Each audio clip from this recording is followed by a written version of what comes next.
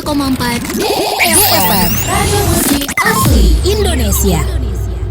DFM Mania kembali lagi di talk show Inspirasi dan Mandiri. Dan saat ini kita sudah terhubung melalui Zoom meeting bersama narasumber kita, Bapak Yana Khairul Taufik Ismail, Manajer Umum dan Praktisi Ekonomi Syariah KUD Amanah Galunggung Mandiri Cilampung Hilir, Tasikmalaya, Jawa Barat, yang juga pendamping proses produk halal atau P3H. Assalamualaikum pagi, Pak Yana. Waalaikumsalam warahmatullahi wabarakatuh. Pagi Mbak Nurul. Pagi, apa kabar Bapak? Alhamdulillah baik Mbak Nurul. Gimana? Sehat Mbak Nurul? Alhamdulillah sehat, lancar puasanya ya Pak ya. Alhamdulillah. Oke, ini tema kita tadi tentang peranan koperasi dalam sertifikasi halal UMKM di Indonesia. Mungkin sebelum ke sana bisa diceritakan atau dijelaskan dulu nih Pak Yana, sepenting apa sih sertifikat halal itu untuk kelangsungan UMKM? Nah, silakan Bapak. Baik, terima kasih Mbak Nurul.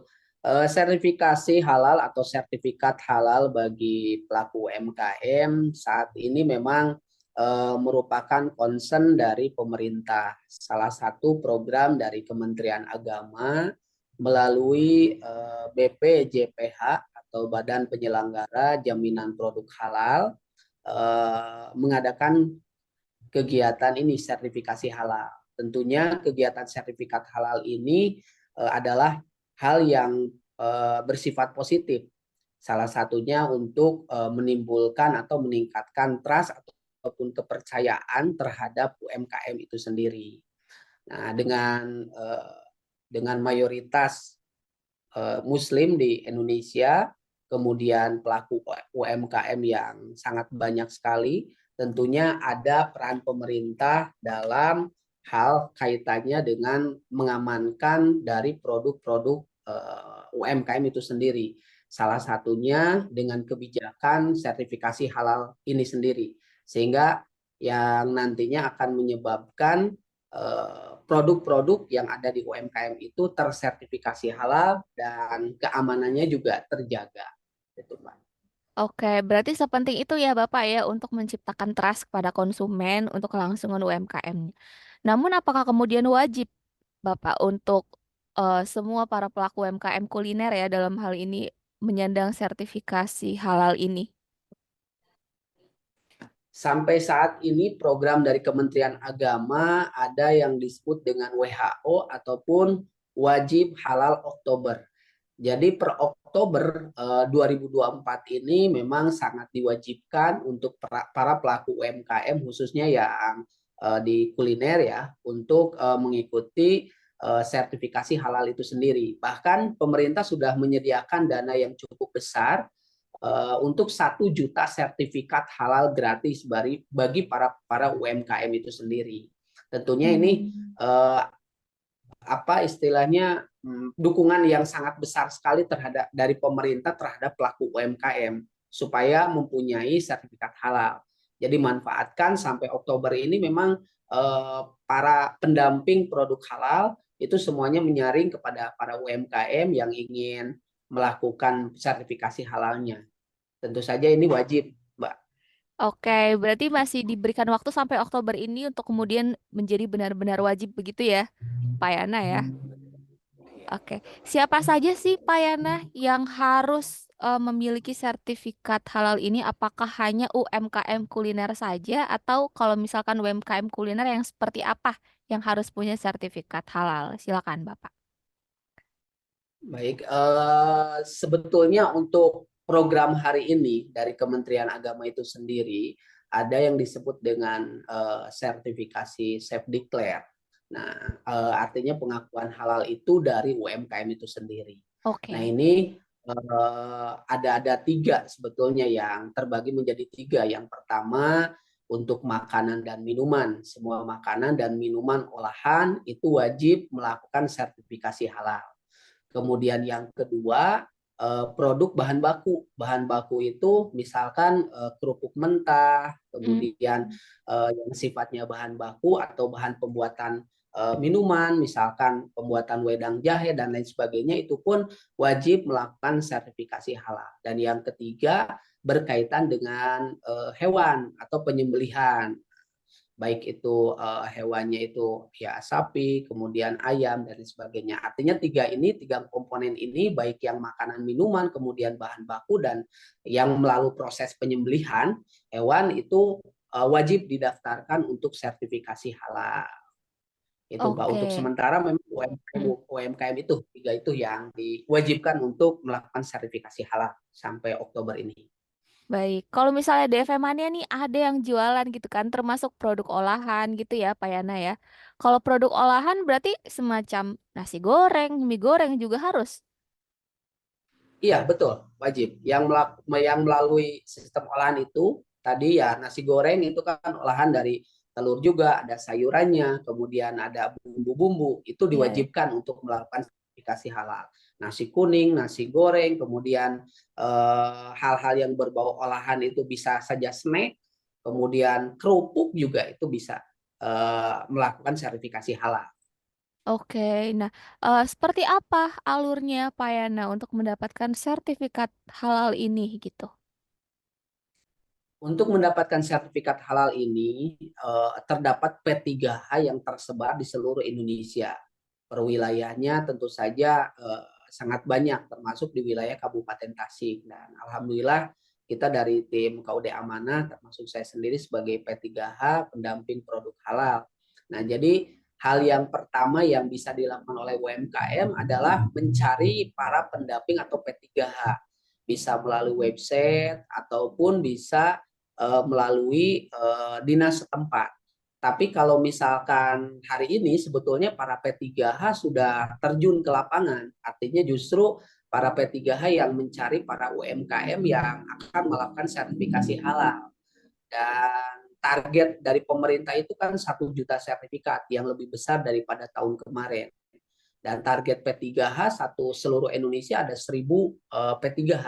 Artinya ini tersebar di seluruh Indonesia dan insya Allah para UMKM tidak akan sulit menemukan P3H. Karena tentu saja ini harus ada melalui proses pendampingan. Setelah melalui proses pendampingan nanti akan disampaikan persyaratan-persyaratan apa saja yang harus dipenuhi oleh para pelaku usaha ataupun PU, ya salah satunya terkait dengan identitas, KTP, kemudian produk juga, bahan-bahan dasarnya seperti apa, dan dilakukan pemotoan produk bersama P3H, baru nanti PU ataupun pelaku usaha bisa membuat ataupun membuat akun di Si Halal. Nah, supaya nanti bisa diproses oleh P3H, nanti setelah itu P3H juga memproses bahan-bahan yang memang sudah diinput oleh para pelaku usaha, atau kalau misalkan para pelaku usaha kesulitan pun nanti para P3H atau pendamping juga membantu dalam proses penginputannya. Sampai nanti pada akhirnya dikirim oleh P3H ke Komisi Fatwa, ke BPJPH. Nah, sampai nanti terbitlah sertifikat halal. Gitu. Oke, kira-kira berapa lama Pak Yana untuk prosesnya dari awal sampai terbit itu sertifikat halalnya? Dari awal sampai terbit sebetulnya 14 hari kerja, bisa 7 hari sampai 14 hari kerja. Tergantung yang pertama persyaratan-persyaratan yang dipenuhi oleh pelaku usaha itu sendiri, termasuk foto, kemudian produk, karena semakin produknya banyak bahan-bahannya yang harus dianalisa, tentu saja akan menambah waktu ataupun analisa yang lebih dalam. Tapi kalau produk-produk yang seperti kelapa muda, mungkin minuman-minuman yang istilahnya bahan-bahan dasarnya tidak terlalu banyak, biasanya di 7 hari juga sudah keluar sertifikat halal. Kecuali kalau bahan-bahannya ya banyak. Tapi rentannya itu 7 sampai 14 hari kerja itu bisa keluar sampai sertifikat halal. Oke oke. Pak Yana mungkin bisa dijelasin juga nih Pak Yana, apa sih kriteria yang menjadi indikator produk itu halal atau tidak selain dari bahan-bahan produk itu sendiri? Tentu saja yang menjadi indikator bahwa produk itu bahan-bahannya itu halal atau tidak, yaitu dikaitkan lagi dari segi bahan itu sendiri. Misalkan kalau olahannya misalkan tadi seperti halnya nasi goreng. Nasi goreng kan bahan dasarnya ada nasi, ada beras. Nah, beras itu sebetulnya bahan yang dikecualikan, artinya dikecualikan yang sudah pasti halal. Yang sudah Oke. pasti halal, termasuk telur ayam juga, itu juga bahan yang dikecualikan, yang sudah pasti halal juga, termasuk sayuran-sayuran, sayuran sawi, kemudian sayuran-sayuran yang lain juga itu termasuk juga halal juga, kecuali nanti biasanya P3H atau saya menanyakan bagaimana cara berbelanjanya, alur distribusinya seperti apa. Tapi kaitannya dengan bahan, itu bahan ada yang memang bahan yang termasuk dikecualikan, yaitu bahan-bahan tersebut itu bahan dasar yang sudah pasti halal. Itu kemudian yang kedua memang bahan yang harus disertifikasi halal. Artinya bahan tersebut misalkan kalau misalkan susu kental manis misalkan. Susu kental manis Hmm. ini kan harus karena melalui olahan harus dipastikan kehalalannya juga. Misalkan es campur dia pakai susu kental manisnya pakai susu bendera. Nah, susu bendera dilihat, oh ternyata ini sudah ada sertifikat halalnya, tinggal dimasukkan saja. Nah, tapi kalau misalkan bahannya memang melalui olahan lagi itu dianalisa lagi bahannya. Kalau Oke, misalkan oke. dia bikin susu kental manisnya sendiri, berarti nanti kita bisa analisa lagi. Gitu. Oke. Itu kalau dari segi bahan, tadi saya notice dari segi distribusinya itu maksudnya seperti apa, Pak Yana? Dari distribusi atau pembelian itu salah satunya kalau misalkan dia atau UMKM tersebut misalkan membelinya ke pasar, Iya. eh, melaluinya seperti apa prosesnya itu, apakah pembeliannya eh, apa secara langsung atau secara tidak langsung, dalam artian ya kalau sistem sekarang online dan lain sebagainya, artinya kita memahami alur dari mulai dia UMKM itu mulai dari mendapatkan bahannya sampai pembeliannya sampai nanti di proses produknya sampai didistribusikan terhadap para pembeli. Oke, dan itu juga harus dipastikan halal begitu ya, Pak Yana. Betul, betul Oke, Mbak. oke deh. Tadi tentang produk halal, Baik Mbak. mana saja UMKM yang harus mendapatkan sertifikat halal, terus alurnya seperti apa, tadi sudah dijelaskan oleh Pak Yana. Nah, setelah terdaftar, semuanya sudah dianalisa, apakah perlu disurvei juga, Pak Yana? Terkait dengan proses survei sebetulnya sudah dari awal dilakukan oleh P3H atau pendamping proses produk halal. Artinya sebelum melakukan inputan P3H itu harus memastikan dulu jenis usahanya, bahan-bahannya, kemudian yang terakhir dokumentasi dipoto dengan produknya, kemudian dengan pelaku usahanya. Itu sudah merupakan rangkaian dari survei itu sendiri. Jadi tidak ada rangkaian survei yang lain lagi. Oke, oke. Pak Yana, untuk semua alur prosesnya mendapatkan sertifikat halal sampai terbit, apakah gratis atau bagaimana?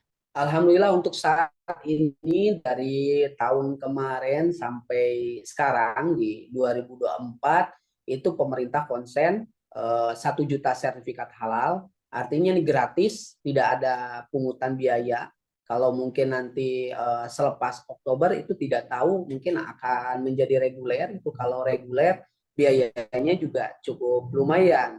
Ada rentang dari 650.000 sampai sampai mungkin ya 650.000 nanti disesuaikan dengan jenis usahanya. Artinya ada biaya yang harus dikeluarkan. Tapi kalau hari ini sampai nanti wajib halal Oktober sampai di bulan Oktober 2024 itu insya Allah yang gratis itu bukan sampai Oktobernya sebetulnya, tapi sampai 1 juta sertifikat halal itu terpenuhi. Karena Oh. sampai hari ini sudah setengah lebih memenuhi. Nah, tinggal nanti sampai Oktober kalau misalkan memang sudah terpenuhi sebelum Oktober bisa bisa jadi Oktober itu hanya menunggu waktu saja atau nanti terakhirnya di bulan Oktober untuk 1 juta sertifikat halal yang gratis. Oke, oke. Berarti sebenarnya bukan masalah waktunya, tapi masalah kuotanya sampai terpenuhi begitu ya, Pak Yana ya? Kalau Betul, dari betul, koperasi betul. sendiri, seperti apa bentuk pendampingan yang dilakukan? Apakah semua koperasi memfasilitasi untuk pendampingan produk halal ini atau seperti apa, Pak Yana? Kalau untuk di Kabupaten Tasik sendiri, karena memang nanti yang bergerak untuk melakukan pendampingan proses koperasi, artinya koperasi ataupun para pengurus koperasi yang sudah melakukan ujian di apa di badan penyelenggara produk halal melalui lembaga-lembaga. Kebetulan KUD Amanah kemarin bekerja sama dengan Lembaga Edukasi Wakaf Indonesia yang tentu saja lembaga tersebut itu memfasilitasi dalam proses produk halal. Nah, artinya tidak semua koperasi, hanya koperasi itu kan memiliki UMKM yang tentunya sangat banyak sekali tiap koperasi. Iya. Tiap koperasi memiliki anggota UMKM. Artinya di situ ada peranan koperasi itu sendiri. Oh, oke. Berarti sebenarnya mereka itu lebih memprioritaskan anggota mereka yang juga bergerak di bidang UMKM gitu ya, Pak Yana ya? Betul, betul, Mbak.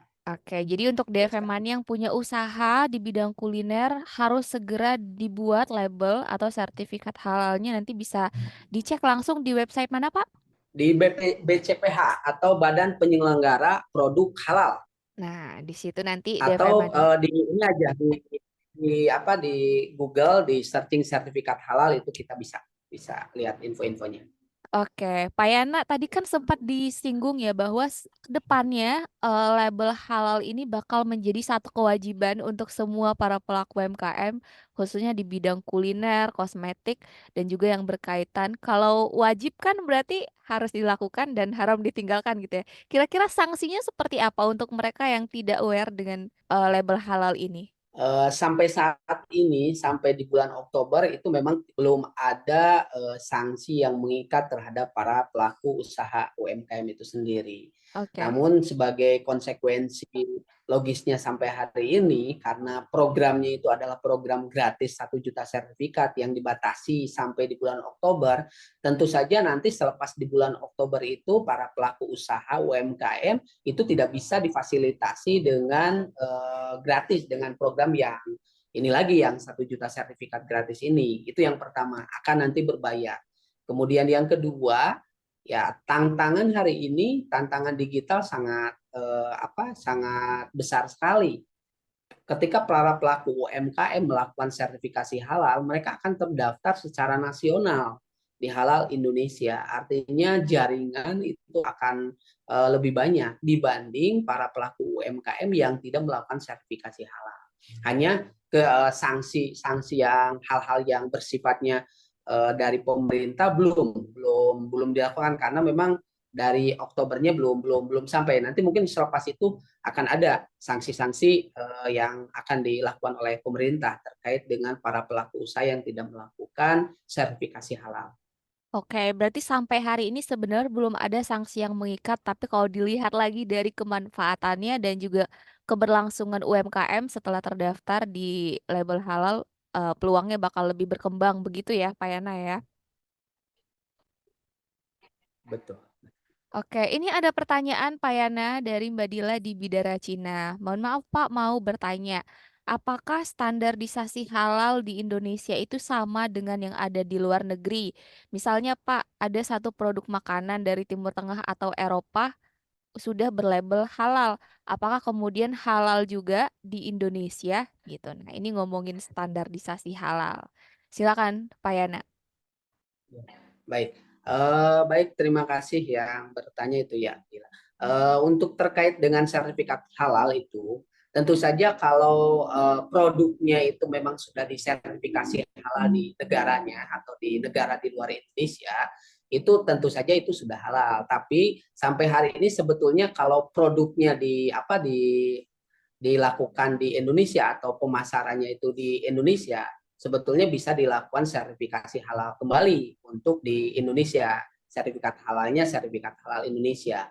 Namun pada intinya untuk standarisasi baik yang di luar negeri ataupun yang di dalam negeri itu sama saja. Sampai hari ini juga sama, di luar negeri itu ada produk-produk yang disertifikasi oleh kita yang tentu saja yang dijual ke luar negeri. dan itu berlaku sertifikat halal itu. Artinya sertifikat halal yang di luar negeri dengan sertifikat halal yang ada di Indonesia itu standarisasinya sama. Oke, jadi seperti itu ya Mbak Dila, semoga menjawab pertanyaannya. Pak Yana, selama dalam proses pembuatan sertifikat halal ini, seperti apa sih Pak kendala atau hambatan yang biasanya sering nih terjadi di pelaku UMKM yang sedang melakukan proses halal? Oke, untuk yang menjadi hambatan sebetulnya karena memang sebetulnya sosialisasi sudah dilakukan dari tahun-tahun sebelumnya. Hanya mungkin masih banyak para pelaku UMKM yang merasa ketakutan ketika didaftarkan produk halal. Satu ketakutannya ketika tidak lolos proses halal itu sendiri. Iya. Akibatnya produknya ya memang dicap tidak halal lah gitu kan. Kemudian yang kedua ada ketakutan pajak yang nanti diterima pada saat setelah dilakukan proses produk halal. Ini bagaimana kita sudah terdaftar nih secara nasional, nanti bentuk pajak dan lain sebagainya itu selalu dipertanyakan yang menjadi kekhawatiran bagi para pelaku UMKM. Dan yang ketiga yang menjadi hambatan memang salah satunya para pelaku usaha tidak semuanya ya tahu untuk teknologi atau menggunakan teknologi digitalisasi karena proses produk halal ini sebetulnya idealnya itu para pelaku usaha harus melakukan sendiri. Kemudian nanti didampingi oleh P3H atau pendamping produk halal. Nanti dianalisa dan sebagainya. Dan ini salah satu hambatan. Tapi alhamdulillah hari ini dari Kemenag ataupun dari Badan Penyelenggara Produk Halal itu melalui P3H, kemudian melalui asistennya P3H juga melakukan kemudahan para UMKM yang memang tidak bisa melakukan sertifikat halal secara mandiri. Oke, Pak Yana ini mau sekalian klarifikasi nih. Tadi sempat dengar soal pajak ya Pak ya. Emangnya setelah bersertifikat halal ada perubahan untuk di pajaknya, Pak Yana? Kalau untuk pajak itu kan beda kaitannya sebetulnya yang selalu Mm-mm. saya sampaikan ke para UMKM itu pajak itu kan didasarkan dari total omset yang yang didapat oleh Baik. dagang tersebut. Jadi sertifikat halal tidak ada kaitannya dengan pajak. Nah, Hmm. pajak itu ya nanti didasarkan kita mengisi dari NPWP mungkin, kemudian juga dari pajak yang kita hasilkan berapa. Karena sampai saat ini ada yang memang di proses produk halal itu menggunakan NPWP, ada yang tidak, yang sudah memiliki NPWP itu diproses produk halalnya dengan NPWP, yang tidak ya tidak memiliki atau disarankan untuk mempunyai NPWP. Artinya tidak ada kaitan kita melakukan sertifikasi halal dengan nanti ada terjadi kenaikan pajak ataupun hal-hal yang lain berkaitan dengan pajak. Tapi memang Oke. ini jadi kekhawatiran yang selalu ditanyakan para pelaku usaha karena ditakutkan sudah dapat sertifikat halal ternyata tahun depan pajaknya jadi meningkat. Padahal pajak itu kan hasil pelaporan dari para pedagang itu sendiri, para pelaku UMKM. Berapa total penghasilannya satu bulan baru dikali dengan pajak penghasilan mungkin atau PNBP dan lain sebagainya. Nah, itu kan didasarkan kepada aturan-aturan pajak lagi. Oke, jadi sebenarnya tidak ada kaitannya ya Pak ya, tapi justru itu yang menjadi kekhawatiran para pelaku UMKM untuk enggan mendaftarkan produknya untuk mendapatkan sertifikat halal. Oke Pak Yana, kita lanjut lagi. Yang namanya bisnis itu kan pasti berkembang ya. Misalkan kita ada menu ini and then bertambah jadi menu ini, setiap prosesnya bertambah lagi, juga bahan yang digunakan bertambah. Apakah kemudian sertifikat halal ini punya masa waktu, masa berlaku, harus diupdate atau seperti apa Pak Yana? Jadi masa berlaku untuk sertifikat halal ini itu ketika terjadi perubahan dari bahan ataupun perubahan tadi produknya jadi berubah. Kalau produknya jadi berubah atau bertambah, itu harus ditambahkan lagi nanti di NIB atau nomor induk perusahaannya ada KBLI yang disebut KBLI, penambahan produk usaha juga di sana. Nah, jadi masa tenggangnya itu sebetulnya pada saat berubah bahan dasarnya. Bahan dasarnya berubah itu harus dilakukan perubahan sertifikat halal atau diperbaharui. Nah, jadi sampai saat ini masa tenggangnya tidak ada itu dalam artian selama produk itu tidak berubah, tetap itu sertifikat halal itu berlaku. Nah, berlaku tetap. Oke. Tapi kalau misalkan produk halalnya atau produknya itu berubah atau bahannya biasanya pakai daging ayam jadi daging sapi nih. Nah, ini harus melakukan proses halal kembali. proses Nah, produk halal. berarti itu bentuk pengawasannya seperti apa, Pak Yana? Karena memang kita sudah ada tadi badan penyelenggara produk halal, kemudian ada P3H yang bisa menyampaikan biasanya ya satu nanti P3H menyampaikan dari laporan hasil pelaporan dari PU sendiri. Sebetulnya ini juga kemitraannya itu kan jangka panjang, Mbak. Jadi Iya. artinya data yang sudah dimiliki oleh P3H itu tidak semata-mata ya sudah sertifikat halalnya sudah terbentuk sudah saja, tidak, tapi data tersebut jangka panjang. Pada sewaktu-waktu diperlukan hal-hal yang baru, kemudian ya tadi yang update, ternyata tahun depan usahanya jadi berubah, ataupun ada bahan-bahan yang berubah, nanti dibantu oleh P3H kembali untuk memperbarui atau memperbaharui dari sertifikat halal itu sendiri. Oke, berarti intinya untuk ini sendiri jangka panjang ya Pak ya untuk label halalnya yang bisa diupdate. Jadi kalau di FMA-nya ada perubahan, segera diupdate begitu ya Pak Yana ya, agar datanya juga segera diupdate juga. Oke Pak Yana, ini mungkin terakhir harapan Bapak ke depannya untuk UMKM di Indonesia dan juga untuk berjalannya proses sertifikat halal ini. Silakan Pak Yana. Ya, harapan saya sebagai pengurus koperasi yang tentu saja memiliki banyak UMKM yang tersebar di Kabupaten Tasik, juga sebagai P3H pendamping produk halal. Yang pertama harapannya manfaatkan waktu dari bulan ini, di bulan Maret sampai di bulan Oktober, terkait dengan wajib halal Oktober dengan 1 juta sertifikat halal. Karena tidak mungkin nanti di tahun depan itu akan berbayar. Itu yang pertama. Yang kedua, sertifikat halal ini sifatnya wajib, kemudian yang kedua dan sangat bermanfaat untuk para pelaku usaha itu sendiri. Itu yang tadi yang saya sampaikan, bisa meningkatkan jejaring, kemudian juga menimbulkan rasa percaya diri juga, dan yang terpenting adalah tentang ada kehalalan ataupun ada kelegalan dari produk yang kita jual. Jadi kita yakin bahwa produk yang kita jual itu adalah produk yang halal, produk yang baik, yang tentu saja akan menimbulkan maslahat terhadap pembeli itu sendiri. Nah, jadi sekali lagi halalkan produk UMKM segera di bulan Oktober. Itu mudah-mudahan semua UMKM bisa memanfaatkannya, halal produk Indonesia dan sehat Indonesia. Oke, baik. Terima kasih banyak ya Pak Yana untuk hari ini. Jadi DV Mania, ayo yang punya usaha kuliner segera legalkan status halalnya begitu ya Pak Yana. Untuk lebih bermanfaat lagi, nanti juga DV Mania yang akan merasakan manfaatnya, mendapatkan trust, jejaring ya Pak ya. Serta kayak apa ya? Kayak keamanan untuk para konsumennya. Jadi semakin percaya lagi konsumennya dan semakin berkembang lagi bisnisnya. Terima kasih banyak Pak Yana untuk hari ini. Terima kasih banyak juga untuk DFM yang sudah bertanya.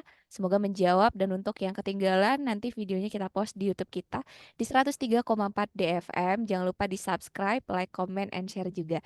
Akhirnya Nurul beserta kru yang bertugas juga Bapak Yana pamit. Wassalamualaikum warahmatullahi wabarakatuh.